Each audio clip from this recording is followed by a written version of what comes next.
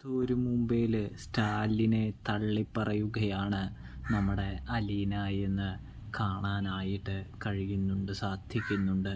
സ്റ്റാലിനാണെങ്കിൽ അലീനയെ സ്വീകരിക്കാനായിട്ട് ഇരുകൈ നീട്ടി വരികയാണ്. കാരണം ബാലേന്ദ്രൻ കൊടുക്കുന്ന തെളിവുകൾ അത്രയും വ്യക്തവും കൃത്യവുമാണ്.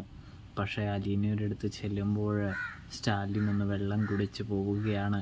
വെള്ളം കുടിക്കുകയല്ല, വെള്ളം കുടിപ്പിക്കുകയാണ് എന്ന് കാണാനായിട്ട് സാധിക്കും. സ്റ്റാലിൻ്റെ അടുത്ത് അലീന പറയുന്നുണ്ട്, എന്തിനാണ് നിങ്ങൾ വന്നത് എന്ന് ചോദിക്കുന്നു.